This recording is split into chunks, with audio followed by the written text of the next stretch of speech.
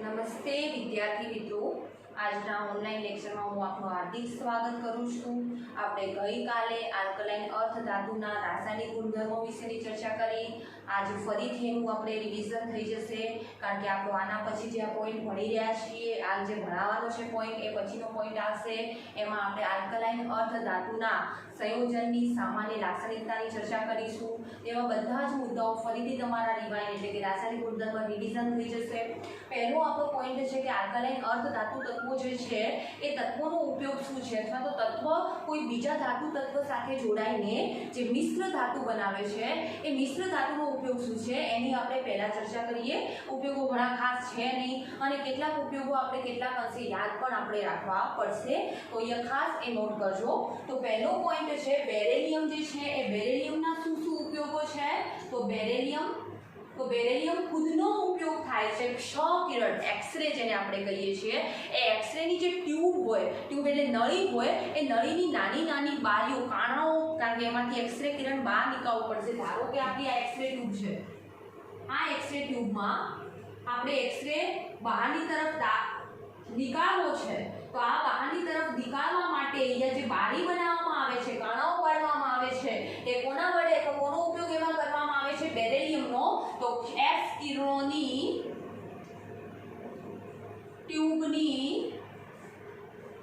બારી બનાવવા। ત્યારબાદ બેરેલિયમની કોઈ ધાતુ તત્વ સાથે મિશ્ર કરીએ અને એ મિશ્ર ધાતુનો ઉપયોગ પણ આપણે કોઈ રીતે કરી શકીએ છીએ, જેમ કે બેરેલિયમને કોપર સાથે મિશ્ર કરીએ, તો બેરેલિયમ અને કોપરથી બનતી મિશ્ર ધાતુથી વધુ મજબૂતાઈ ધરાવતી સ્પ્રિંગ બનાવવામાં આવે છે।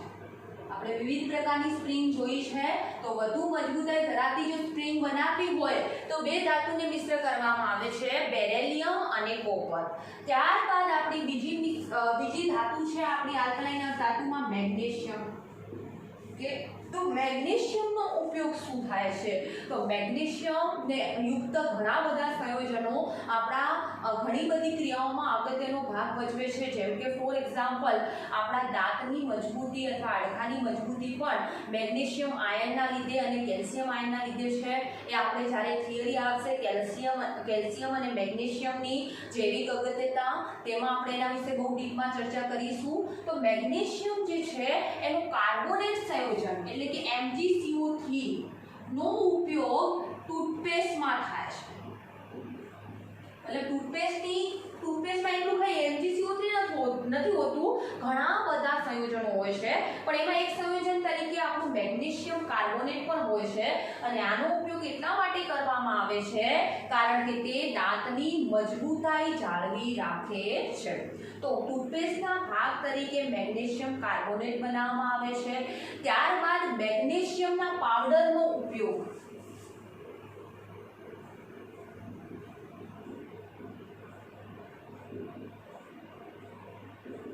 સિગ્નલમાં થાય છે,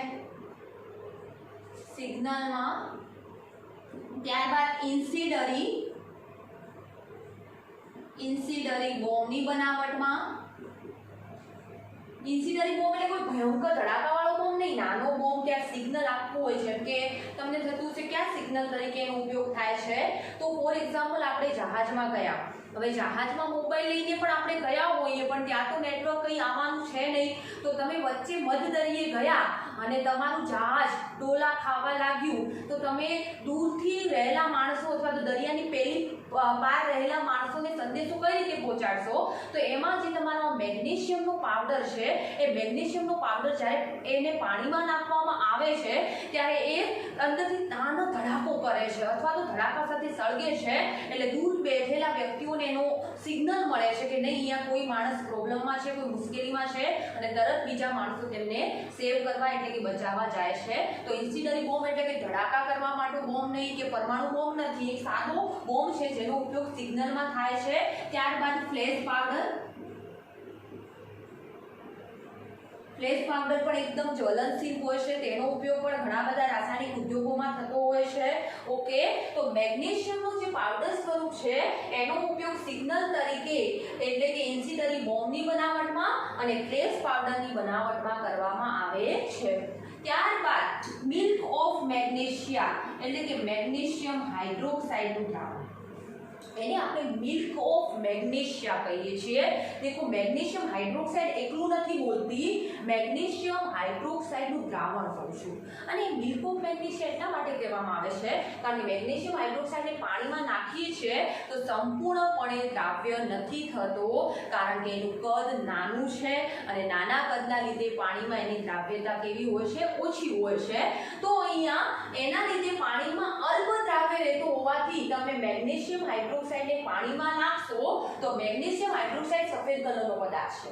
પાણીમાં નાખવાથી કંઈ રંગ બદલવાનો નથી, કારણ કે પાણીમાં ઓગળે છે, કોઈ રાસાયણિક ફેરફાર નથી થતું. જ્યાં સુધી રાસાયણિક ફેરફાર ના થાય ત્યાં સુધી કોઈ રંગ પરિવર્તન નથી થતું, ખાસ ધ્યાન રાખજો. અને જરૂરી નથી કે રાસાયણિક ફેરફાર થાય તો રંગ પરિવર્તન થાય. ઓકે, તો એને હું પાણીમાં નાખીશ તો દૂધિયું દ્રાવણ બનશે, એકદમ દૂધ જેવું દ્રાવણ. તમને દૂધ આપું અને એક મેગ્નેશિયમ હાઇડ્રોક્સાઇડનું જલીય દ્રાવણ આપું, તમને ખબર જ નહીં પડે કે કયું દૂધ છે અને કયું મિલ્ક ઓફ મેગ્નેશિયા છે. તો મિલ્ક ઓફ મેગ્નેશિયાનો અર્થ થાય છે મેગ્નેશિયમ હાઇડ્રોક્સાઇડનું જલયુક્ત દ્રાવણ. અને એ દ્રાવણ પણ આપણે એસિડિટીની સારવારમાં એન્ટાસિડ તરીકે વર્તે છે. યાદ કરો, એક સંયોજનને પણ આપણે એસિડિટીની સારવારમાં વાપરતા હતા, એ હતું આપણું ખાવાનો સોડા, જેને આપણે સોડિયમ બાયકાર્બોનેટ કહીએ છીએ. એ પણ એસિડિટીની સારવારમાં એન્ટાસિડ તરીકે વર્તે છે. અને મેગ્નેશિયમ હાઇડ્રોક્સાઇડ પણ એસિડિટીની સારવારમાં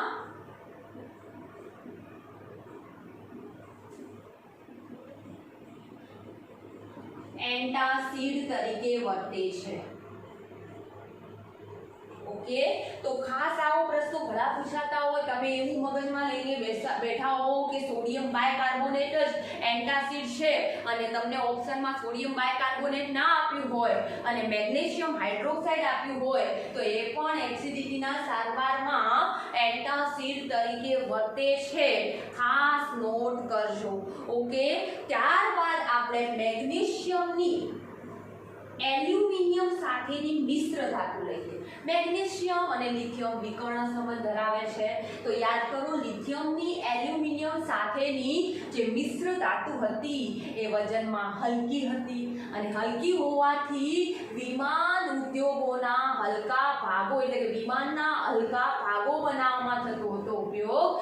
સેમ અહીંયા મેગ્નેશિયમ અને એલ્યુમિનિયમની મિશ્ર ધાતુ પણ વજનમાં હલકી હોવાથી વિમાન ઉદ્યોગોમાં તેનો ઉપયોગ થાય છે વિમાનના હલકા ભાગો બનાવવા. તો અહીંયા બે તત્વોના ઉપયોગ તો કમ્પ્લીટ થઈ ગયા. બેરેલિયમનો ઉપયોગ, બેરેલિયમ પોતાનો ખુદનો ઉપયોગ છે ક્ષ કિરણની ટ્યુબની બારીઓ બનાવવા માટે, કારણ કે એમાંથી કિરણ તો બહાર નીકાળવું પડશે. ત્યારબાદ બેરેલિયમ અને કોપરની મિશ્ર ધાતુનો ઉપયોગ વધુ મજબૂતાઈ ધરાવતી સ્પ્રિંગની બનાવટમાં થાય છે. બીજી ધાતુ આપણે લીધી મેગ્નેશિયમ. એમાં મેગ્નેશિયમના સંયોજનો, જેમ કે ફોર એક્ઝામ્પલ પહેલું સંયોજન લઈએ મેગ્નેશિયમ કાર્બોનેટ, જેનો ઉપયોગ થાય છે આપણા ટૂથપેસ્ટમાં એટલે કે દાંતની મજબૂતાઈ માટે થાય છે. બીજું સંયોજન છે આપણું મેગ્નેશિયમ હાઇડ્રોક્સાઇડ, જેને પાણીમાં નાખવાથી મિલ્ક ઓફ મેગ્નેશિયા બને છે, જેનો ઉપયોગ આપણા એસિડિટીના સારવારમાં એન્ટાસિડ તરીકે થાય છે. ત્રીજું આપણે લીધું મેગ્નેશિયમના પાવડરનો ઉપયોગ શેના તરીકે થાય છે? તો મધદરિયે જતા રહો તો સિગ્નલ આપવા માટે તમારા ઇન્સિડરી બોમ્બ કે ફ્લેશ પાવડરની બનાવટમાં થાય છે. ત્યારબાદ આપણા મેગ્નેશિયમ અને એલ્યુમિનિયમ એમ બે ધાતુને મિશ્ર કરવાથી મળતી મિશ્ર ધાતુનો ઉપયોગ વજનમાં હલકી હોવાથી વિમાનના હલકા ભાગો બનાવવા માટે થાય છે. ઓકે, તો અહીંયા આપણે બે તત્વોના ઉપયોગ કમ્પ્લીટ થયા. હવે ત્રીજો ઉપયોગ છે કેલ્શિયમનો. તો કેલ્શિયમ આપણે સારી રીતે જાણીએ છીએ કે ઉપરથી નીચે તરફ જતા ધાતુ વધુને વધુ સક્રિય બને છે અને સક્રિય ધાતુનું કામ જ છે બીજા ધાતુનું રિડક્શન કરવું અથવા તો બીજાનું રિડક્શન કરવું અને ખુદનું ઓક્સિડેશન કરવું.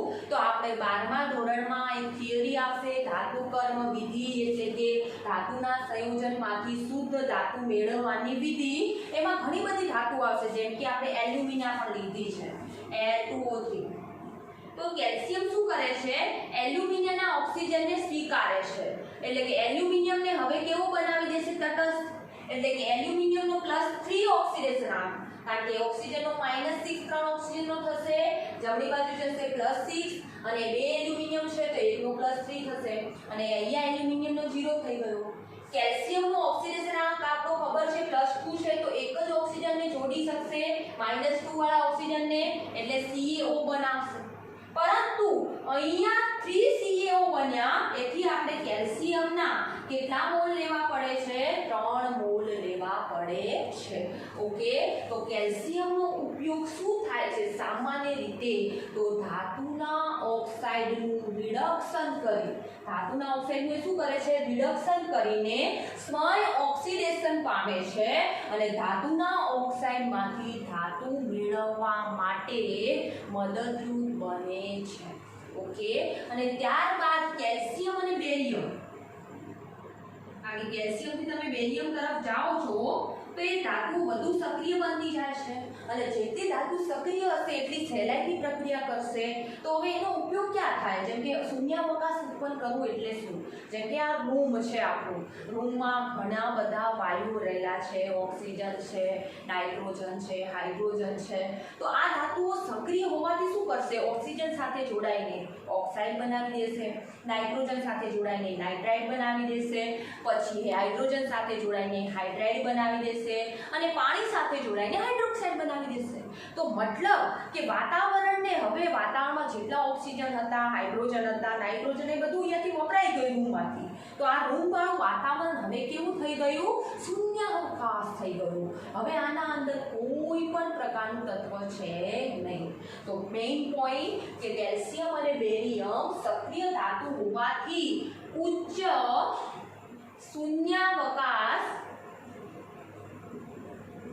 ઉત્પન્ન કરવા માટે વપરાય છે.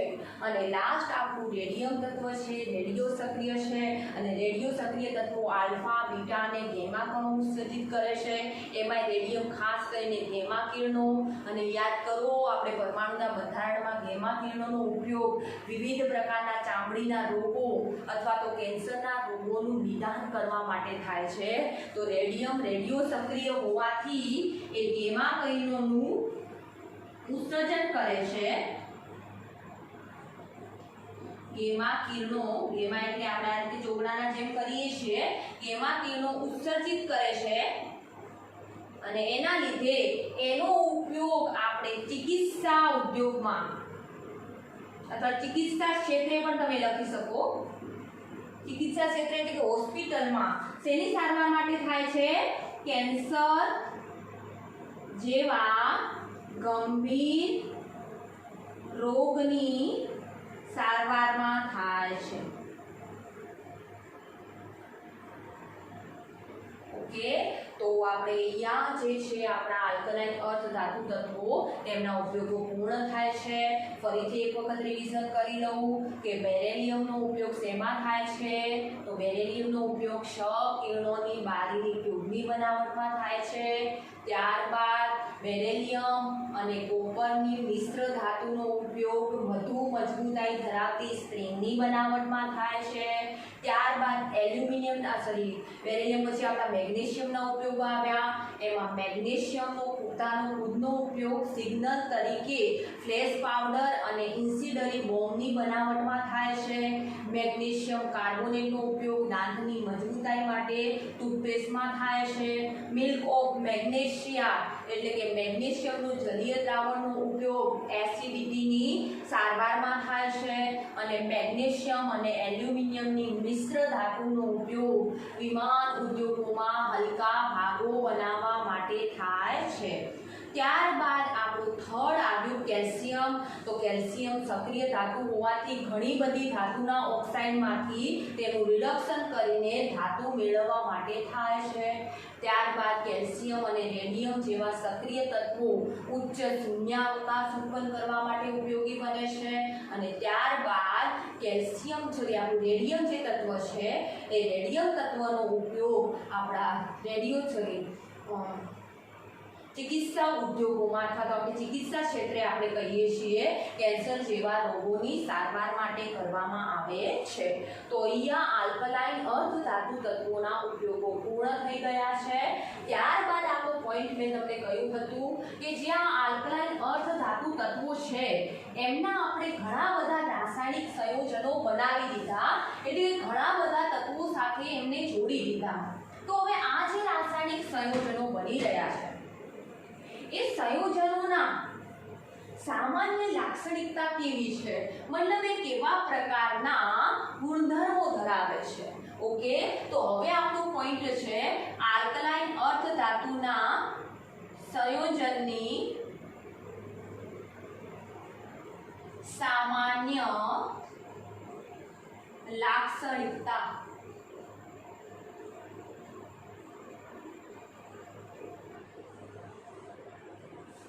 તો અહીં આપણને સારી રીતે ખબર છે કે આલ્કલાઇન અર્ધધાતુ તત્વો ઘણા બધા તત્વો સાથે જોડાઈને વિવિધ પ્રકારના સંયોજનો બનાવી શકે છે.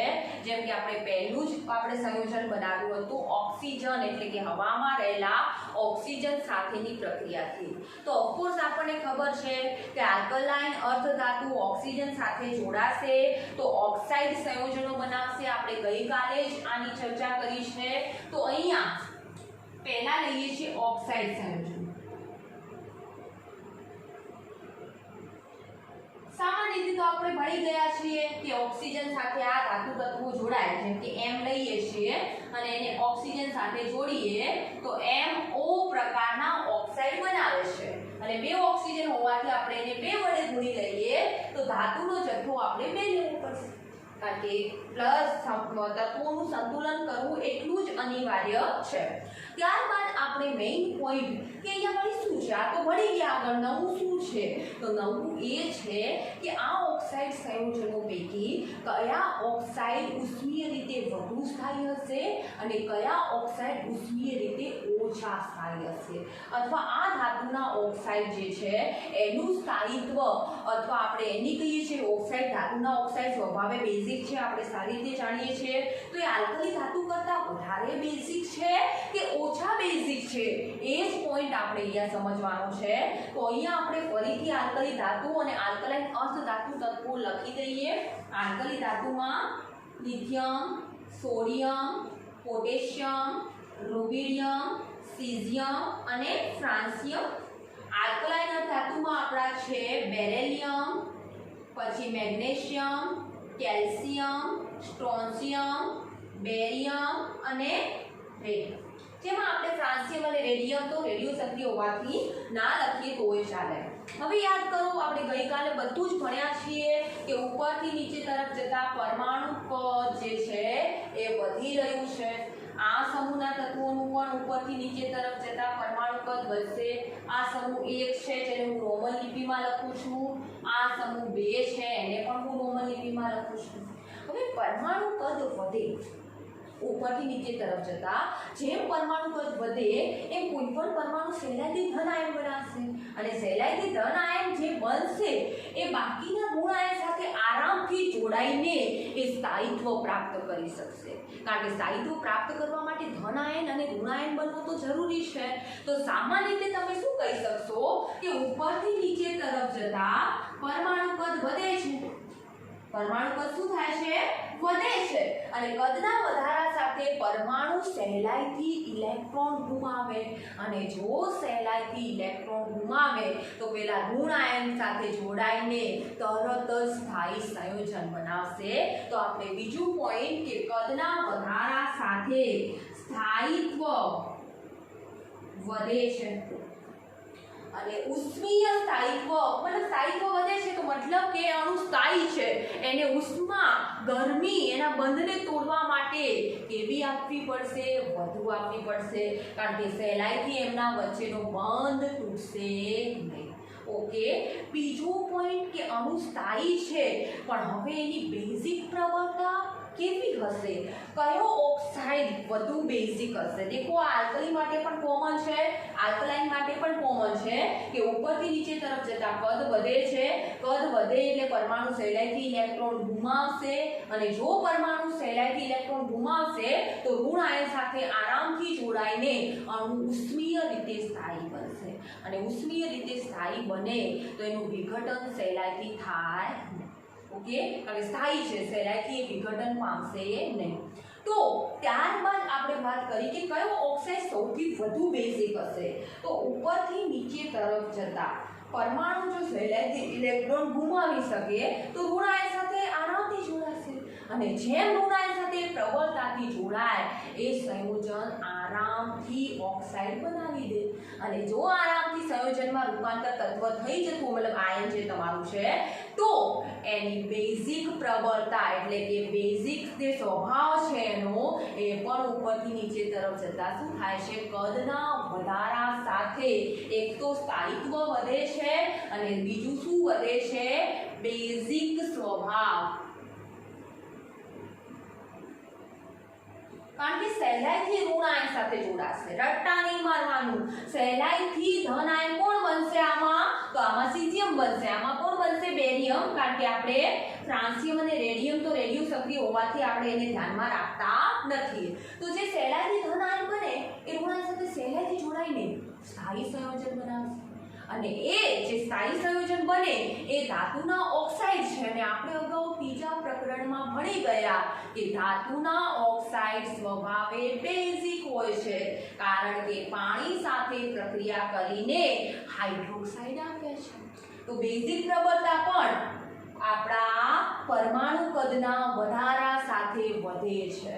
તો તમને હવે આ કદની સંદર્ભમાં બે બાબત તમને યાદ રહી જશે, ગોખવી નહીં પડે, રટ્ટા નહીં મારવી પડે. પેલું આપણને પૂછતા હોય ને, મેરે પાસ બંગલા હૈ, ગાડી હૈ, પૈસા હૈ, સોના હૈ, તેરે પાસ ક્યા હૈ? તો તરત પેલું બોલે સામે, મેરે પાસ માં હૈ, માં. તો તમને આવું કોઈ પૂછે કે તમારી પાસે સ્થાયિત્વ, તમારી પાસે બેઝિક પ્રબળતા તમારે નક્કી કરવી હોય તો તમે કઈ રીતે નક્કી કરશો? અરે ડરો મત, મેરે પાસ ભી કદ હે, કદ. જો કદ વધે તો આલ્કલી ધાતુ અને આલ્કલાઇન અર્ધ ધાતુની બેઝિક પ્રબળતા વધે અને સ્થાયિત્વ પણ વધે. તો મતલબ સામાન્ય રીતે મારે એક પોઈન્ટ લખવો હોય તો અહીંયા હું શું લખી શકું કે બેઝિક પ્રબળતા, આ ખાસ લખજો તમારી નોટબુકમાં, ક્યાંય નહીં હોય, એ ચલે છે સ્થાયિત્વ, અને આ બધી બાબતો કોના ઉપરથી નક્કી થાય છે? તો એ પરમાણુ કદ ઉપરથી નક્કી થાય છે. જેટલું પરમાણુ કદ વધારે એટલી બેઝિક પ્રબળતા અને સ્થાયિત્વ વધારે. કોની વાત કરું છું હું? આલ્કલી ધાતુ અને આલ્કલાઇન અર્ધ ધાતુ તત્વોની વાત કરું છું. પણ ચલો ટીચર, આ તો હવે અમને બહુ સારી રીતે સમજાઈ ગયું કે કઈ રીતે, પણ આલ્કલી ધાતુની સંદર્ભમાં આલ્કલાઇન અર્ધ ધાતુ તત્વો કેવા હશે? વધુ સ્થાયી હશે, ઓછા સ્થાયી હશે કે પછી અસ્થાયી હશે? અસ્થાયી તો હશે જ નહીં, વધુ અથવા ઓછા શબ્દ આવે. અને એમના જે આપણે બેઝિક પ્રબળતા છે એમાં આલ્કલી ધાતુ કરતાં આલ્કલાઇન અર્ધ ધાતુ વધુ બેઝિક હશે કે ઓછી બેઝિક હશે? તો ચલો એ આપણે જોઈએ. તો પરમાણુ કદ બેઝિક પ્રબળતાના સમપ્રમાણતામાં છે અને સ્થાયિત્વના પણ સમપ્રમાણતામાં છે. આ વસ્તુ તમે યાદ રાખી દીધી ને તો હવે બધી બાબતો સમજાશે કે આમ જઈએ છીએ આવર્તમાં ડાબી બાજુથી જમણી બાજુ તરફ જાઓ એમ કદ તો ઘટતું જાય છે, અને કદ ઘટે તો સ્થાયિત્વ ઘટે. મતલબ આલ્કલી ધાતુની સાપેક્ષમાં આલ્કલાઇન અર્ધ ધાતુ તત્વો ઓછા સ્થાયી હશે, અને સ્થાયિત્વ ઘટે તો બેઝિક પ્રબળતા પણ એટલે જ તો આપણે કહીએ છીએ કે સૌથી પ્રબળ બેઝ હોય તો કયા તત્વો છે? આલ્કલી ધાતુ તત્વો છે. ઓકે, તો ક્લિયર છે. તો અહીંયા આપણે ઓક્સાઇડ સંયોજનોની સામાન્ય લાક્ષણિકતા જે છે એના વિશે સામાન્ય માહિતી આપણે મેળવી લીધી. બીજો પોઈન્ટ કે અહીંયા બેરેલિયમ, જેમ કે લિથિયમ અલગ પડતો હતો એમ બેરેલિયમ એ અલગ પડવાનો છે. અને બીજું કે બેરેલિયમ તો લિથિયમ ના છે, નાનું છે એટલે અલગ પડે છે, પણ લિથિયમ મેગ્નેશિયમ સાથે વિકર્ણ સંબંધ ધરાવે છે. તો કેટલાક અંશે લિથિયમ જેવો મેગ્નેશિયમ હશે. મતલબ આ બેરેલિયમ અને મેગ્નેશિયમ જે છે એમના ઓક્સાઇડ સંયોજનો જે છે એ પાણીમાં અદ્રાવ્ય હોય છે, કારણ કે એનું કદ નાનું હોય છે. ઓક્સિજન સાથે એમના નાના કદના લીધે ઓક્સિજનને પોતાની તરફ છે. ઓક્સિજનની દ્વિધ્રુવ ચાપ માત્રામાં આપણે વાત કરીએ લિથિયમમાં, યાદ કરો કે જ્યારે પણ લિથિયમ જેવા તત્વો જે છે એ આપણા હેલોજન તત્વો સાથે જોડાતા હતા તો હેલોજન તત્વોની દ્વિધ્રુવ ચાપ માત્રા એટલે કે ધ્રુવીય ભવનમાં શું કરતા હતા, અથવા તો એના ઇલેક્ટ્રોન વાદળને એ શું કરી દેતા હતા? વિકૃત કરી દેતા હતા. અને એના લીધે બેરેલિયમ યુક્ત સંયોજનો અથવા લિથિયમ યુક્ત સંયોજનો એ તમારા અધાતુ તત્વ સાથે જોડાય, એટલે કે અધાતુ સંયોજન બેરેલિયમ સાથે કોઈ અધાતુ તત્વ જોડાઈને જે સંયોજન બનાવે એ સંયોજન કેવું હશે? સામાન્ય રીતે સહસંયોજક પ્રકારનું હશે. જ્યારે બાકીના તત્વો પ્રબળ વિદ્યુત ધનમય હોવાથી બેરેલિયમની સાપેક્ષમાં સહેલાઈથી ધનાયન બનાવશે, અને એના લીધે પ્રબળ વિદ્યુત ધનમય હોવાથી બાકીના જે તત્વો છે એ કેવો બંધ બનાવશે? આયનીય બંધ. તો આપણે એક પોઈન્ટ અહીંયા છે દેખો, બેરેલિયમ બીજા તત્વોથી કઈ બાબતમાં અલગ પડે છે? તો આ કેવો બંધ બનાવે છે? સહસંયોજક. કારણ કે શું કરે છે? નાના કદના ઋણ આયન અથવા મોટા કદના ઋણ આયનોમાં વિકૃતિ ઉત્પન્ન કરે છે, તેથી એ પ્રબળ આકર્ષણથી જોડાઈ શકતો નથી. અથવા બીજી રીતે કહું, સાદી રીતે, તો બેરેલિયમનું કદ નાનું છે, સહેલાઈથી ધન આયન બનાવી જ નહીં શકે. જો એ સહેલાઈથી ધન આયન નહીં બનાવે તો એ ઋણ આયન સાથે આરામથી જોડાઈ શકશે નહીં. એટલે કે ઋણ આયનના ઇલેક્ટ્રોન વાદળમાં વિકૃતિ ઉત્પન્ન કરશે, અને વિકૃતિ ઉત્પન્ન કરવાના લીધે આયનીય બંધ શક્ય બનશે નહીં. લિથિયમમાં આપણે બહુ મસ્ત રીતે ભણાવ્યું હતું, અને એમાં મેં તમને બધું લખીને પણ સમજાવ્યું હતું, અને કહ્યું હતું કે નોટબુકમાં ખાસ આને લખી દેજો.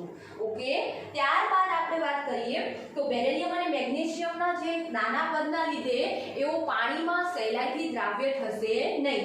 બાકી આ ધાતુના તત્વો જે છે એમના ઓક્સાઇડ સંયોજનો ઉપરથી નીચે તરફ જતા પાણીમાં દ્રાવ્ય છે. ઓક્સાઇડ સંયોજનોની વાત કરું છું. બાકીના સંયોજનો ધીરે ધીરે ઉષ્મીય સ્થાયિત્વ વધવાના કારણે પાણીમાં કેવા થઈ જશે? અદ્રાવ્ય. અહીંયા એક જ પોઈન્ટ આપણે થોડો દ્રાવ્યતા કારણથી થોડી અલગ પડે છે, તો એને આપણે યાદ રાખવી પડશે કે આલ્કલાઇન અર્ધધાતુ તત્વોમાં ઉપરથી નીચે તરફ જતા ઓક્સાઇડ સંયોજનોની દ્રાવ્યતા વધે છે. મતલબ કે બેરેલિયમ અને મેગ્નેશિયમના ઓક્સાઇડ પાણીમાં કેવા હશે? અદ્રાવ્ય હશે.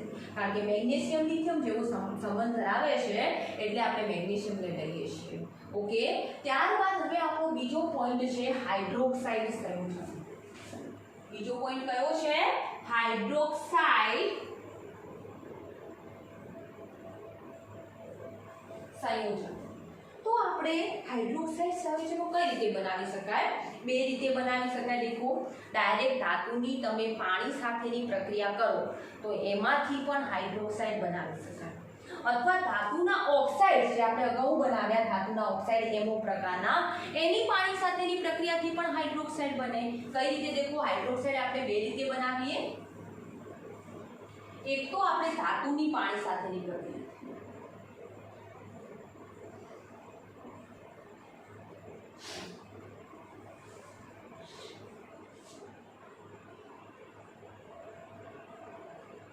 ધાતુની પાણી સાથેની પ્રક્રિયાથી જ્યારે આપણે હાઇડ્રોક્સાઇડ બનાવીશું ત્યારે વધારાની એક નિપજ મળશે, એ છે આપણો હાઇડ્રોજન વાયુ. જેમ કે ફોર એક્ઝામ્પલ એમ એટલે આપણે શું છે? આલ્કલાઇન અર્ધધાતુ તત્વો, એની પ્રક્રિયા પાણી સાથે કરીએ તો આલ્કલાઇન અર્ધધાતુ તત્વોના હાઇડ્રોક્સાઇડ એટલે કે MOH ટ્વાઇસ બનશે. હવે આ બધું તો તમને કઈ રીતે બને બધું ના શીખવાડવાનું હોય, નોર્મલી આવડી જવું જોઈએ. અને પ્લસ શું મળશે H2 અને અહીંયા બે ઓક્સિજન હોવાથી સમીકરણને બે વડે ગુણી લો. બીજી રીતે ખાસ તો આપણે ઓક્સાઇડમાંથી હાઇડ્રોક્સાઇડ બનાવવો છે, તો ધાતુના ઓક્સાઇડની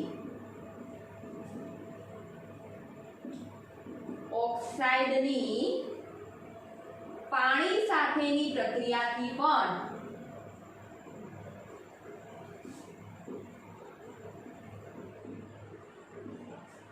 હાઇડ્રોક્સાઇડ બનાવી શકાય છે. કઈ રીતે? જેમ કે MO છે આપણા ધાતુના ઓક્સાઇડ પ્લસ પાણી, અહીંયા વધારાની નિપજ નહીં મળે, ડાયરેક્ટ શું બની જશે MOH. ચલો, મતલબ કે ધાતુના હાઇડ્રોક્સાઇડ છે, ઓક્સાઇડ પાણી સાથે પ્રક્રિયાથી હાઇડ્રોક્સાઇડ નિપજ આપી.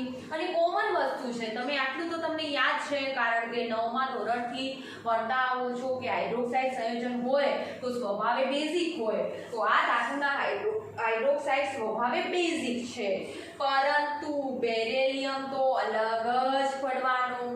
બેરિલિયમનું કદ નાનું, ઊંચી જલીયકરણ એન્થાલ્પી અને ઊંચી આયનીકરણ એન્થાલ્પીના કારણે એમના હાઇડ્રોક્સાઇડ બેઝિક નથી. તો કેવા હશે? એસિડિક હશે? ના, એસિડિક પણ નહીં, એના ઓક્સાઇડ ઉભય ગુણધર્મી હોય છે. તો એના ઓક્સાઇડ અથવા હાઇડ્રોક્સાઇડ બંને આવે, BO અને BOH ટ્વાઇસ ઉભય ગુણધર્મી છે. હવે આ વળી ઉભય ગુણધર્મી એટલે શું? તો આ બાબતે આપણે મેં તમને શીખવાડેલી છે કે બાયોલોજી વાળા કહેતા હોય અમારો દેડકો તો 4 મહિના જમીનમાં રહે અને 8 મહિના પાણીમાં રહે. તો 8 મહિના જમીનમાં રહે અને 4 મહિના પાણીમાં રહે, એટલે અમારો દેડકો ઉભયજીવી પ્રાણી છે, એવું બાયોલોજીના કહેતા હોય સર. તો અમે કેમેસ્ટ્રીના શિક્ષકો શું કહીએ? અમારા ધાતુના અમુક ઓક્સાઇડો અથવા તો હાઇડ્રોક્સાઇડ સ્વભાવે ઉભય ગુણધર્મી છે. ઉભય ગુણધર્મી એટલે શું? બે પ્રકૃતિ ધરાવવાની વૃત્તિ, એટલે દેડકાને પેલું ઉભયજીવી કહેવાય, એમ આપણે એને ઉભય ગુણધર્મી કહીએ. એટલે કે એસિડિક તરીકે પણ વર્તી શકે અને બેઝ તરીકે પણ વર્તે. કઈ રીતે આપણે ચલો સાબિત કરીએ, કારણ કે તમે આમ તો ગોખી લો એ ચાલે નહીં. તો બેરિયમ હાઇડ્રોક્સાઇડ જેમ કે છે એને હું આલ્કલાઇન માધ્યમના સંપર્કમાં લાવું, જેમ કે NaOH. ચલો, હું આયનીય સમીકરણ નથી લખતી, સંયોજનરૂપી સમીકરણ લખું છું. તો બેરિલિયમ હાઇડ્રોક્સાઇડમાંથી બેરિલિયમ ટેટ્રાહાઇડ્રોક્સાઇડ બની જાય. અને ટેટ્રાહાઇડ્રોક્સાઇડ તો બેરિલિયમનો તો +2 વીજભાર છે, હાઇડ્રોક્સાઇડનો -1 વીજભાર, 4 હાઇડ્રોક્સાઇડ તો -4 થઈ ગયા. તો એને સંતુલિત કરવા માટે એને શું કરવા પડે છે? આગળ દાખલ કરવા પડે છે. તમારા મટીરિયલમાં મેં આ રીતે કર્યું છે, Na2 નથી લીધા, અહીંયા 2 NaOH ની જગ્યાએ તમારા મટીરિયલમાં ભૂલ પણ છે, ખાલી એકલું OH- લખ્યું છે. મટીરિયલમાં એકલું OH- હશે, એની જગ્યાએ 2 OH- કરી દેજો. તો તમારા મટીરિયલમાં કંઈક આ રીતે કરેલું હશે, BeOH4-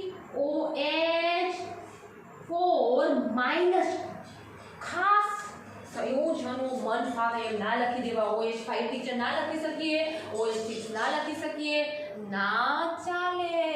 થોડું તો કોમન સેન્સ દોડાવવું પડે. એ બેરિલિયમ પાસે 4 જ પેટા કક્ષકો પ્રાપ્ય છે. હવે તમે કહેશો ટીચર આ વળી કઈ રીતે? બેરિલિયમમાં 4 પેટા કક્ષકો એટલે અમને કંઈ સમજાયું નહીં. દેખો સમજાવું, ચિંતા ના કરો.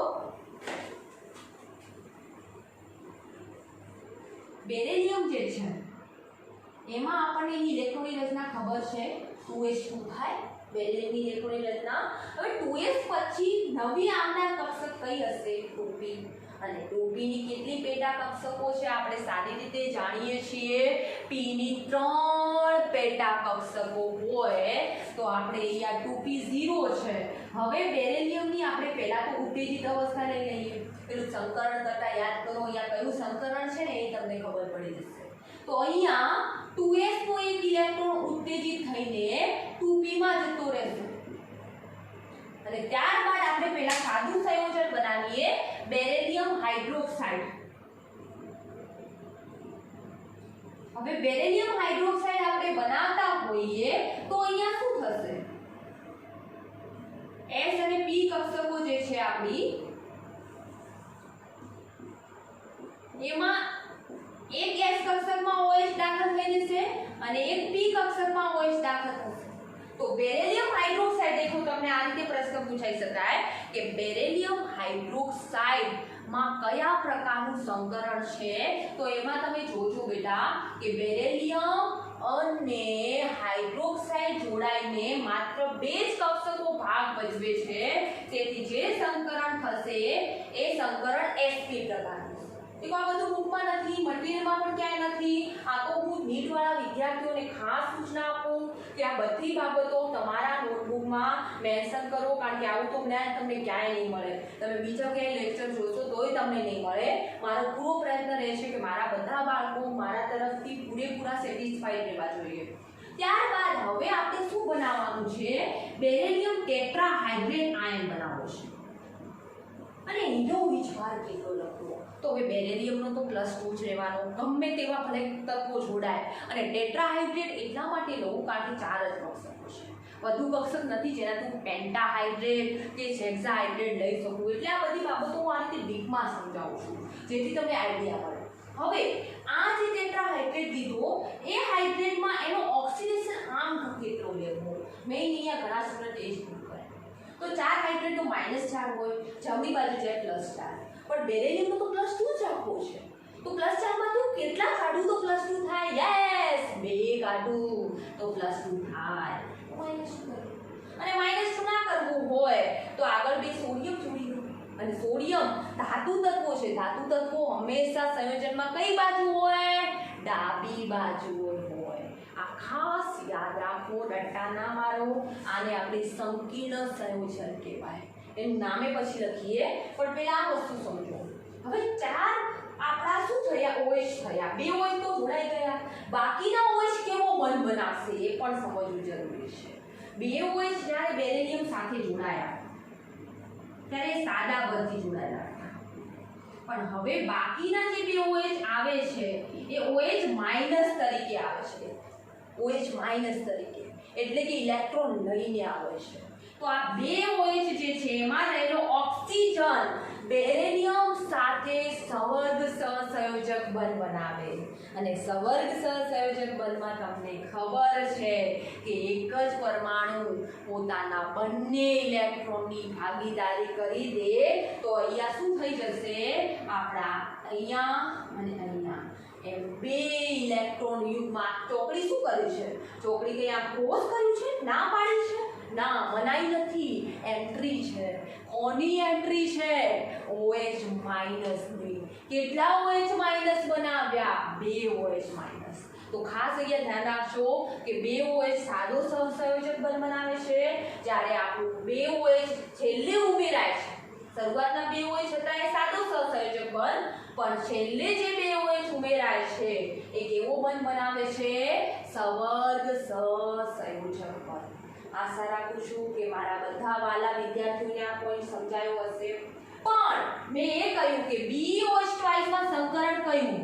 ખાસ લખજો નીટવાળા વિદ્યાર્થી, sp. પણ BOH4- અથવા Na2BOH4 બંને સરખા છે. ઓકે, તો એમાં સંકરણ કયું? તો દેખો, એક S પ્રકારની, એક P પ્રકારની અને બાકીની 2 P પ્રકારની કક્ષકો તો સંવર્ગ સહસંયોજક બંધથી ભરાયેલી છે. ટોટલ P કક્ષકો પૂર્ણ ભરાઈ ગઈ. તો BOH4- 2 કયું સંકરણ થશે? sp3 સંકરણ. આવું ક્યાંય જ્ઞાન નહીં મળે બેટા. ગમે તેટલા ભલે ઓનલાઈન લેક્ચરો ગમે તેવા શિક્ષકોના જોઈ લેશો, આવું ક્યાંય તમને શીખવા નહીં મળે બેટા. તો ખાસ આ ધ્યાન રાખજો. અને જો કે આપણે આવશે પણ ખરા બેરિલિયમનો એલ્યુમિનિયમ સાથેના વિકર્ણ સંબંધમાં, પણ હાલ જ તમને આ બધી વસ્તુ સમજાવી દીધી. ઓકે, આશા રાખું છું પોઈન્ટ ક્લિયર થઈ ગયો હશે તમારો. ફરીથી સમજાવું છું કે આપણે શું કર્યું. હજુ તો અડધું બાકી છે અને થોડી તબિયત ખરાબ છે, શ્વાસની થોડી પ્રોબ્લેમ થાય છે.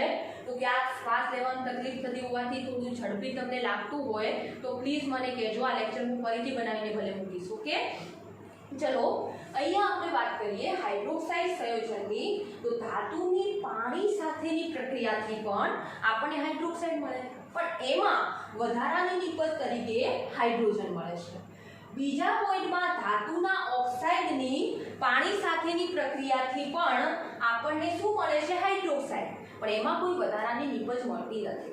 ત્યારબાદ આપણે જોયું, યાદ કરો કે એ પોઈન્ટ અહીંયા હજુ લીધો નથી મેં એકચ્યુઅલી, કે બેરેલિયમ અને મેગ્નેશિયમ પાણી સાથે ત્વરિત પ્રક્રિયા નતા કરતા. રાસાયણિક ગુણધર્મોનો લેક્ચર જોઈ લેજો અથવા તમે નોટબુકમાં લખ્યો તો જોજો કે પાણી સાથે એ ત્વરિત પ્રક્રિયા નથી કરતા. એમને પ્રક્રિયા કરવી હોય તો ઉદ્દીપકની જરૂર પડે. તો હવે મારે બેરેલિયમનો હાઇડ્રોક્સાઇડ અને મેગ્નેશિયમનો હાઇડ્રોક્સાઇડ બનાવવો હોય તો કઈ રીતે બનાવી શકું? તો કશું જ નહીં કરવાનું, બેરેલિયમના અને મેગ્નેશિયમના દ્રાવ્ય ક્ષાર લઈ લો. હે મળ્યા દ્રાવ્ય ક્ષાર એટલે શું? જેમ કે બેરેલિયમ ક્લોરાઇડ અને મેગ્નેશિયમ ક્લોરાઇડ તો તમે કઠિન પાણીમાં ભળી ગયા, પાણીમાં દ્રાવ્ય છે. મેગ્નેશિયમ સલ્ફેટ પાણીમાં દ્રાવ્ય છે. એની સોડિયમ હાઇડ્રોક્સાઇડ સાથેની પ્રક્રિયા કરી દો. આ વળી કઈ રીતે ટીચર સમજાવો અમને? તો અહીંયા હું આ નીકાળી દઉં છું. જેમ કે મેં બેરેલિયમ ક્લોરાઇડ લીધું, જે પાણીમાં કેટલાક અંશે દ્રાવ્ય હશે, ઓકે, એની પ્રક્રિયા સોડિયમ હાઇડ્રોક્સાઇડ સાથે કરવાથી, કારણ કે મારે તો નિપજ શું બનાવવી છે? ધાતુના હાઇડ્રોક્સાઇડ, અને એ પણ કયા ધાતુના? આલ્કલાઇન અર્ધ ધાતુના હાઇડ્રોક્સાઇડ બનાવવા છે. તો એના માટે શું મળી જશે? અહીંયા આમાં કયા સમીકરણ નહીં હોય, ખાલી તમારે એટલું જ લખ્યું હશે, બેરેલિયમ હાઇડ્રોક્સાઇડ અને મેગ્નેશિયમ હાઇડ્રોક્સાઇડ ના દ્રાવ્ય ક્ષારોની NaOH સાથેની પ્રક્રિયાથી બેરેલિયમ અને મેગ્નેશિયમ હાઇડ્રોક્સાઇડ મળે છે. પણ કઈ રીતે? સમીકરણ મેન તમારા મટીરિયલમાં નહીં લખાયું હોય બેટા, તો પ્લીઝ આ સમીકરણો લખજો, આ બધું લખજો. આ તો લખેલું છે મટીરિયલમાં, આ નહીં લખેલું, NaOH નહીં લખેલું, ખાસ ધ્યાન રાખજો. આ સંકરણ ક્યાંય નહીં લખેલું. પ્લીઝ આ બધી વસ્તુ ખાસ મેન્શન કરવાની. જે હું તમને કહેતી હોઉં ને કે આ કરો નોંધ, તો એ ખાસ નોંધ કરવાની આપણે. ત્યારબાદ NaOH સાથે પ્રક્રિયા કરવાથી મને બેરેલિયમના હાઇડ્રોક્સાઇડ મળશે. હવે બેરેલિયમના હાઇડ્રોક્સાઇડમાં OH માઇનસ કેટલા જોઈએ? વિચારો વિચારો. 2 OH માઇનસ જોઈએ. તો 2 OH માઇનસ એટલે કે BOH ટ્વાઇસ મળશે. ઓકે, અને BOH ટ્વાઇસ બનાવવા માટે NaOH ના કેટલા મોલ જોઈશે? 2 મોલ જોઈશે. 2Na અને 2Cl ભેગા થઈને વધારાની નિપજ શું આપશે? NaCl. તો દેખો સાવ ઈઝી છે બેટા. કોઈ વસ્તુ હું તો કહું ને તમારે એક રીડી નોટબુકમાં ના છોડવું પડે. શું કીધું? કે બેરેલિયમ અને મેગ્નેશિયમના હાઇડ્રોક્સાઇડ પાણી સાથેની સીધી પ્રક્રિયાથી નથી થતા, અથવા તો બેરેલિયમના ઓક્સાઇડમાંથી પણ સીધી રીતે બેરેલિયમના હાઇડ્રોક્સાઇડ નથી મળતા, જેમ કે બાકીના ધાતુના ઓક્સાઇડની પાણી સાથેની પ્રક્રિયાથી મળે છે. કેમ? કારણ કે અગાઉ મેં ઓક્સાઇડમાં તમને ચર્ચા કરી કે બેરેલિયમના ઓક્સાઇડ અને મેગ્નેશિયમના ઓક્સાઇડ પાણીમાં કેવા છે? અદ્રાવ્ય છે અથવા ઓછા દ્રાવ્ય છે. દ્રાવ્ય નથી થતા તો પ્રક્રિયા થવાની સંભાવના જ ક્યાં છે? તો એમને બનાવવા કઈ રીતે? તો એવું વિચાર કર્યું કે બેરેલિયમનો કોઈ દ્રાવ્ય ક્ષાર લઈ લઉં, જેમ કે બેરેલિયમ ક્લોરાઇડ લઈ શકું, બેરેલિયમ સલ્ફેટ લઈ શકું. તો એ ક્ષારોની આપણે સોડિયમ હાઇડ્રોક્સાઇડ જેવા બેઝ સાથેની પ્રક્રિયાથી દ્વિવિસ્થાપન પ્રક્રિયા થશે. અહીંયાનો ઋણાયન આ બાજુ આવી જશે અને બેરેલિયમ ક્લોરાઇડનો ઋણાયન સોડિયમ સાથે જોડાઈ જશે. ઓકે, તેવી રીતે મેગ્નેશિયમના પણ આપણે દ્રાવ્ય ક્ષાર, જેમ કે હવે હું ક્લોરાઇડની જગ્યાએ મેગ્નેશિયમનો સલ્ફેટ લઉં, કઠિન પાણીમાં હતો ને, યાદ કરો, એની પ્રક્રિયા સોડિયમ હાઇડ્રોક્સાઇડ સાથે કરીએ. તો એ સોડિયમ હાઇડ્રોક્સાઇડ સાથે પ્રક્રિયા કરવાથી તમને શું મળશે? MgOH twice. અને હું એને કેમ લઉં છું હવે કહેવાની જરૂર ના પડવી જોઈએ. અને Na અને SO4 જોડાઈને NaSO4 ના બનાવે, કારણ કે Na નો +1 છે, SO4 નો -2 છે, તો Na2SO4 બનાવશે. ઓકે, ક્લિયર છે? તો આ પોઈન્ટે આશા રાખું છું ક્લિયર થઈ ગયો હશે. બીજું આપણે શું કહ્યું કે ઉપરથી નીચે તરફ જતા જે હાઇડ્રોક્સાઇડ સંયોજનો છે એ પાણીમાં ધીરે ધીરે ઓછા દ્રાવ્ય થતા જશે. ત્યારબાદ આપણે પોઈન્ટ છે લાસ્ટ, કે આ જે આલ્કલાઇન અર્ધ ધાતુ છે એમના હાઇડ્રોક્સાઇડ એ આલ્કલી ધાતુ કરતા કેવા છે, એટલે કે વધુ બેઝિક છે કે ઓછા બેઝિક છે? તો આપણે સામાન્ય રીતે આલ્કલી ધાતુથી આલ્કલાઇન અર્ધ ધાતુ તરફ જઈએ એટલે કદમાં ઘટાડો થાય, અને કદ ઘટે તો સ્થાયિત્વ ઘટે, અને સ્થાયિત્વ ઘટે તો બેઝિક પ્રબળતા ઘટવાની. તો આલ્કલી ધાતુ કરતા આલ્કલાઇન અર્ધ ધાતુ તત્વોના જે હાઇડ્રોક્સાઇડ છે એ કેવા હોય છે? ઓછા બેઝિક હોય છે. ત્યારબાદ આપણે પોઈન્ટ લઈએ કે બેરિલિયમ ઓક્સાઇડ અથવા બેરિલિયમ હાઇડ્રોક્સાઇડ દેડકાની માફક, દેડકો ઉભયજીવી, તો આ કેવો? ઉભય ગુણધર્મી હોય છે. હવે ઉભય ગુણધર્મીનો શું થાય કે એસિડ સાથે પણ પ્રક્રિયા કરી શકે અને બેઝ સાથે પ્રક્રિયા કરે. જેમ કે સામાન્ય રીતે તમે NaOH લો બેટા, તો NaOH શું છે? આપણો બેઝ છે. તો NaOH માં કયો ઋણાયન રહેલો છે? OH-. હવે અહીંયા પ્રક્રિયા કરે તો ખાલી કક્ષક તો હોવી જોઈએ ને, કારણ કે બેરિલિયમ હાઇડ્રોક્સાઇડ બની ગયો તો એક S પ્રકારની અને એક P પ્રકારની કક્ષકમાં તો OH જોડાઈ ગયું. sp સંકરણ બેરિલિયમ હાઇડ્રોક્સાઇડ સાદા હાઇડ્રોક્સાઇડમાં થયું, પરંતુ ત્યારબાદ આપણે એના અંદર NaOH ના 2 મોલ ઉમેર્યા તો બેરિલિયમના ટેટ્રા હાઇડ્રોક્સાઇડ મળ્યા. તો એને આપણે અહીંયા આયન હોય તો આ આયનનું નામ શું લખવું હોય? હવે આને OH ને આપણે હાઇડ્રોક્સો અથવા હાઇડ્રોક્સાઇડ પણ કહેતા હોઈએ, પણ સંકીર્ણમાં હાઇડ્રોક્સો શબ્દ વાપરવાનો. તો કેટલા હાઇડ્રોક્સો છે? 4. તો આપણે શું લખીશું? ટેટ્રા હાઇડ્રોક્સો. અને જો આયન હોય તો બેરિલિયમ ના લખાય, શું લખવું પડશે? બેરેલેટ. અને એમાંય બેરિલિયમનો ઓક્સિડેશન આ કેટલો છે? હાલ જ આપણે કહ્યું +2 હશે, એટલે રોમન લિપિમાં લખીશું આપણે સ્ટોક નોટેશન પદ્ધતિ રેડોક્સમાં ભણી ગયા. અને સંયોજન નથી તો પાછળ શું લખવું પડશે? Ion, beryllate ion. ત્યારે આનું નામ લખવું તો શું લખાય? જો સંયોજન હોય તો સોડિયમ ટેટ્રા હાઇડ્રોક્સો, આગળ ખાલી સોડિયમ લખી દેવાનું, અને બેરેલેટ. પછી એનો રોમન લિપિમાં ઓક્સિડેશન અંક 2 નો 2 રહેશે. હવે આયન નથી તો આયન નહીં લખવાનું. પછી સંકરણ સમજાવવા માટે મેં બહુ મસ્ત કર્યું કે BOH વાઇસ હોય તો એક S અને એક P પ્રકારની કક્ષક હોવાથી sp સંકરણ થાય, પણ હવે OH4 થાય, મતલબ 2 OH સાદો બંધથી નથી જોડાતા, સહસંયોજક બંધથી જોડાય છે, 2 ઇલેક્ટ્રોન આપે છે.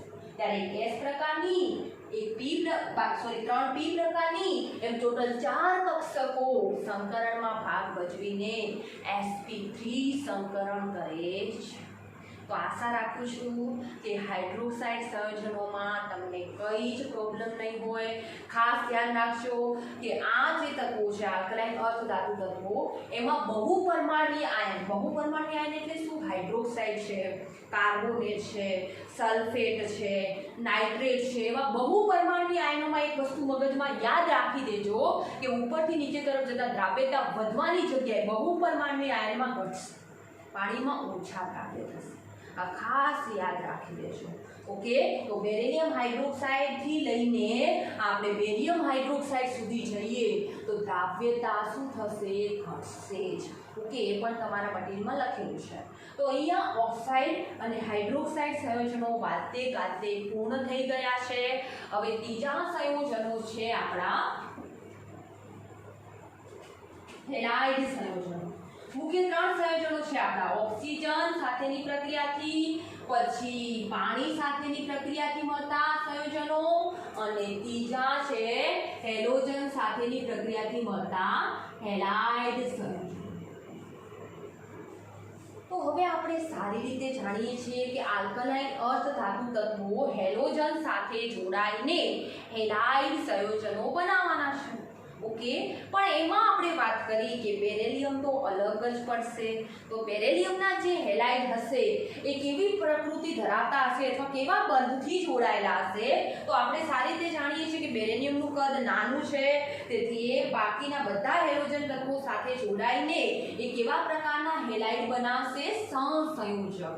એમાં લિથિયમના હેલાઇડને યાદ કરી લો. તો લિથિયમના હેલાઇડમાં આપણે lithium fluoride, lithium chloride, lithium bromide અને લિથિયમ આયોડાઇડ.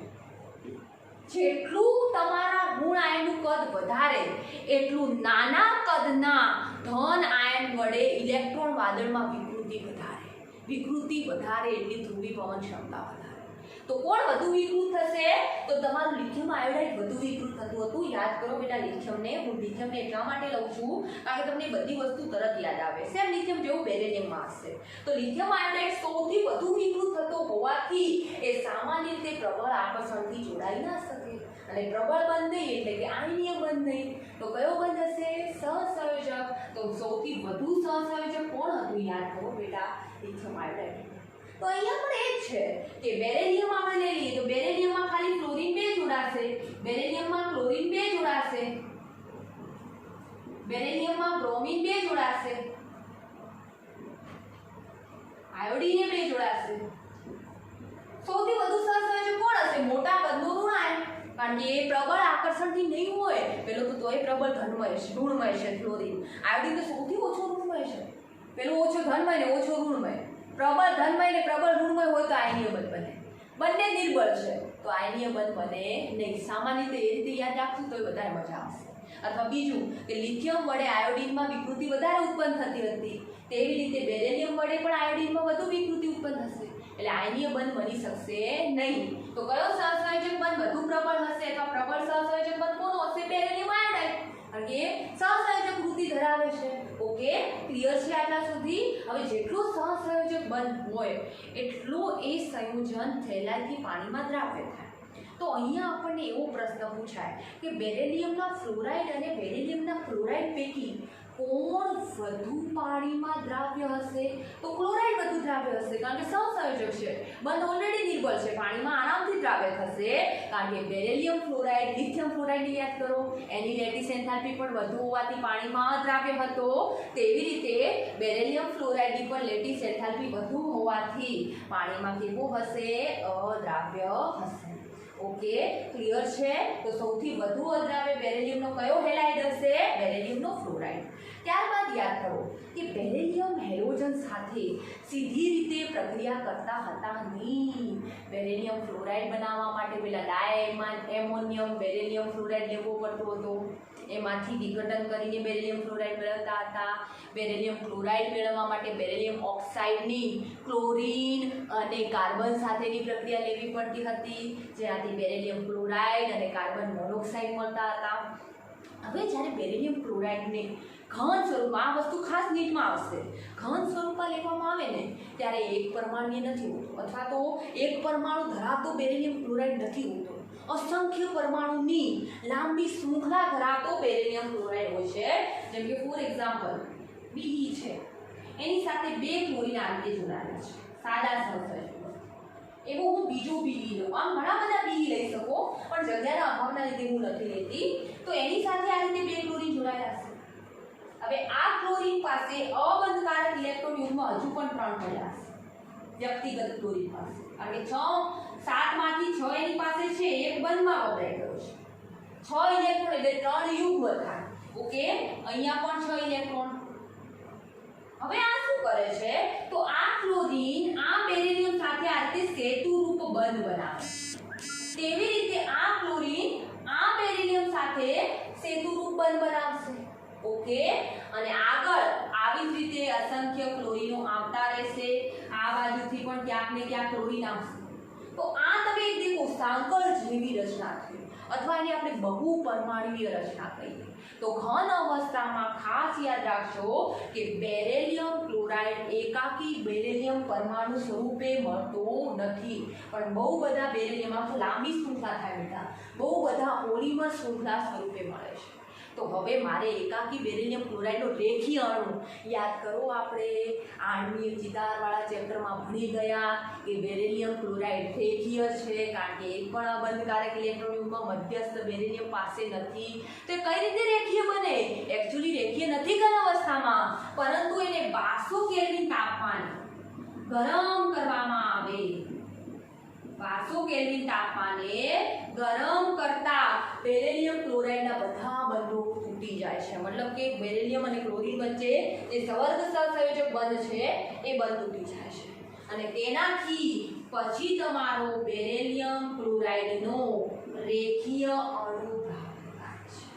અને 180 ડિગ્રી ગોઠવાય છે, sp સંકરણ કરે છે, બધું આપણે આગળના ચેપ્ટરમાં આણ્વીય રચનાવાળા ચેપ્ટરમાં ભણી ગયા છે. ઓકે, તો આ રીતે આ પ્રકારની વર્તણૂકો હેલાઇડ સંયોજનોમાં જોવા મળે છે.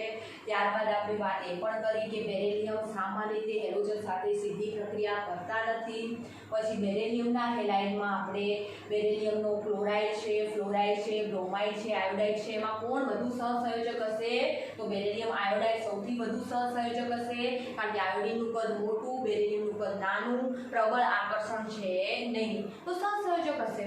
અને કયો બેરિલિયમનું હેલાઇડ પાણીમાં અપૂર્ણ અથવા તો આપણે સંપૂર્ણ અદ્રાવ્ય છે, તો કયો અદ્રાવ્ય છે? બેરિલિયમ ફ્લોરાઇડ, કારણ કે એની લેટિસ ઊર્જા કેવી છે? વધારે છે.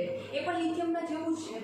ઓકે, તો અહીંયા હેલોજન સંયોજનો એટલે કે હેલાઇડ સંયોજનોની માહિતી પણ પૂર્ણ થઈ છે.